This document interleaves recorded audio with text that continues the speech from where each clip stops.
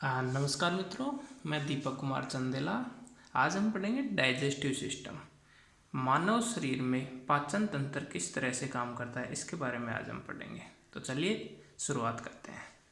देखिए दोस्तों, digestive system में सबसे पहले क्या होता है, हम एक डायग्राम बना लेते हैं जिससे समझने में आसानी रहेगी।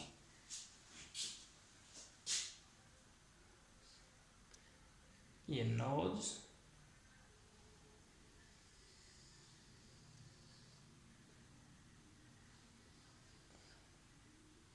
डायग्राम थोड़ा अच्छा नहीं बनेगा दोस्तों क्योंकि मैं परफेक्ट नहीं हूँ।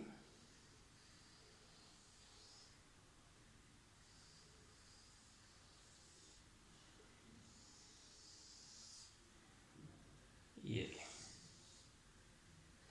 आई, ये दोस्तों बकल कैविटी, ईसोफेगस,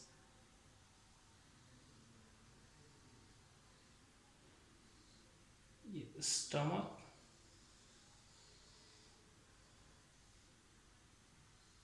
जो कि जे शेप में होता है, ये आपका लीवर,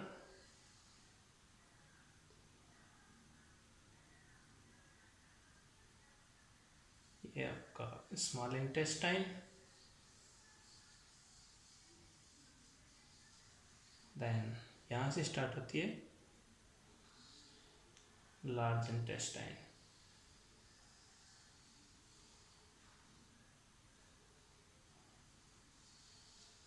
लार्ज इंटेस्टाइन, ये अपेंडिक्स जो इससे जुड़ा होता है, और ये यहाँ पर जुड़ा होता है पैंक्रियाज। अब दोस्तों एक एक पार्ट का हम विस्तार से देखेंगे। देखिए यहाँ से स्टार्ट होता है डाइजेस्टिव सिस्टम। सबसे पहले माउथ। माउथ में जब भोजन जाता है तो उसको छोटे छोटे टुकड़ों में चबाने में काम आता है, दांत तो उसमें काम आते हैं। यहाँ होती है, इसको बकल कैविटी भी बोला जाता है, बकल कैविटी। इसके बाद दोस्तों यहाँ से ये स्लाइवा आता है, ये स्लाइवरी ग्लैंड्स है जो कि स्लाइवा पदार्थ को रिलीज करती है। स्लाइवरी ग्लैंड स्लाइवा पदार्थ को रिलीज करती है। यहाँ से अगर हम आगे देखें तो इसमें ईसोफेगस आता है। ईसोफेगस को अपन कृष्ण ग्रास नली भी कहते हैं, ये ईसोफेगस है। इसके नीचे दोस्तों ये जो आता है, ये पार्ट, ये है स्टमक। इसके नीचे ये स्टोमक से जुड़ा होता है ये ड्यूडेनम, इसको क्या बोलते हैं, ड्यूडेनम। यहां से नीचे ये जो पार्ट है इसको बोलते हैं जेजेनम, ये जो पार्ट है इसको बोलते हैं इलियम। और दोस्तों ये स्मॉल इंटेस्टाइन का पार्ट है। स्मॉल इंटेस्टाइन का पार्ट खत्म होता है, इसके नीचे जब हम आते हैं तो यहाँ से होता है स्टार्ट शीकम।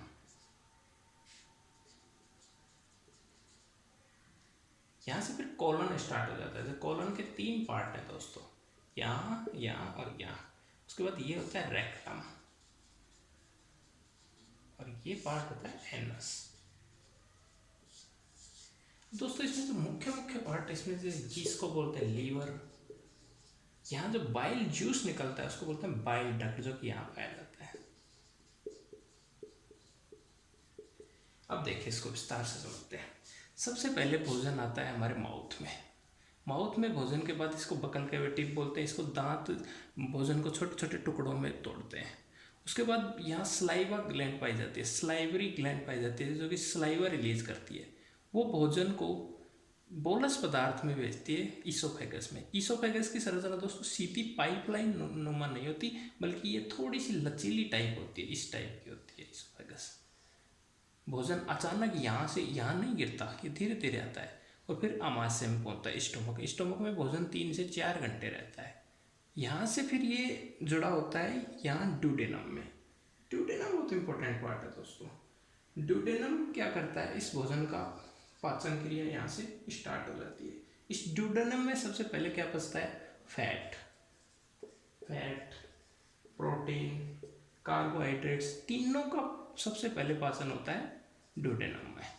ओके, यहाँ से ये जुड़ा होता है स्मॉल इंटेस्टाइन, ये देखिए ड्यूडेनम, ये स्मॉल इंटेस्टाइन यहाँ से शुरू हो गई, यहाँ जेजेनम पाया जाता है। जेजेनम में मुख्य रूप से कोई पाचन क्रिया नहीं होती है, ये पाचन क्रिया में इतना भाग नहीं लेता है। इसके बाद आता है इलियम। इलियम दोस्तों मुख्य पाचन क्रिया में भाग लेता है, यहाँ ग्लूकोज पाया जाता है और ये एमाइलेज आयंस का अवशोषण करता है।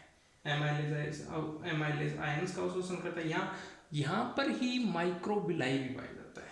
माइक्रोविलाई जो इस प्रकार का होता है, माइक्रोविलाई यहीं पाया जाता है। इसके नीचे ब्लड वेसल्स होती हैं जिसमें ग्लूकोज एमाइलेज आयंस का अवशोषण कर देता है। ठीक है दोस्तों, ये होता है स्मॉल इंटेस्टाइन में।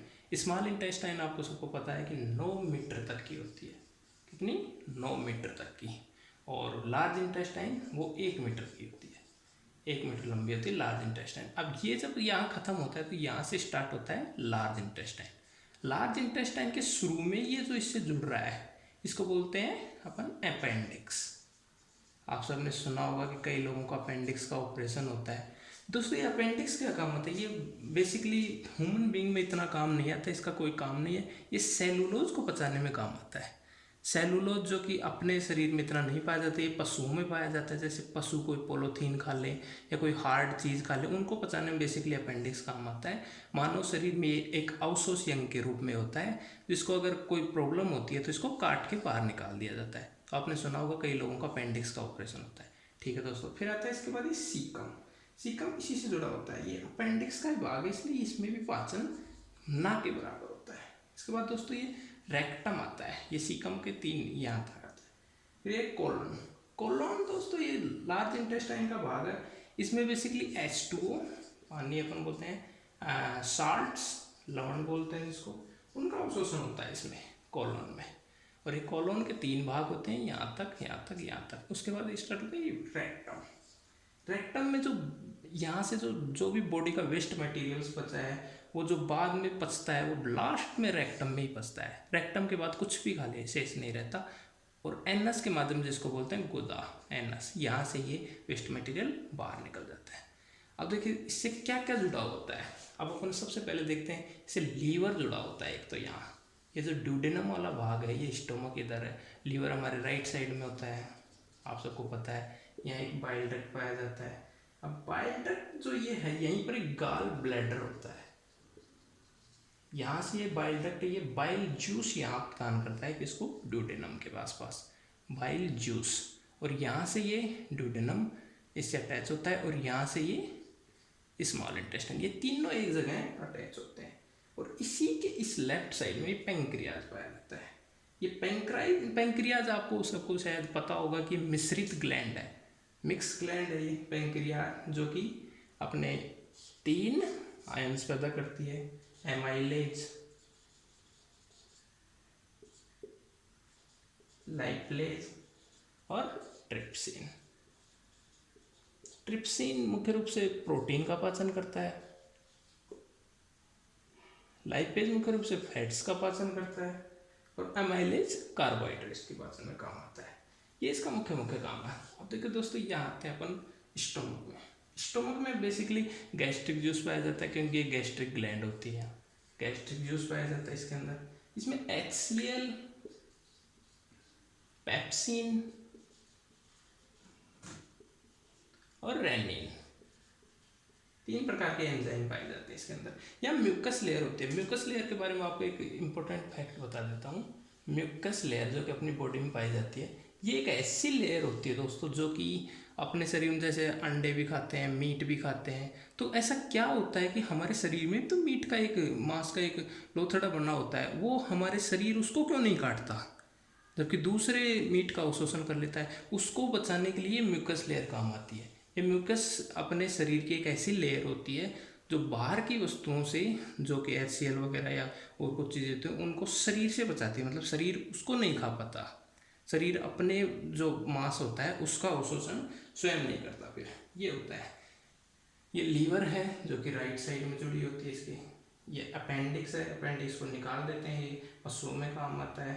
ये दोस्तों मैंने मुख्य आपको फैक्ट्स बता दिए।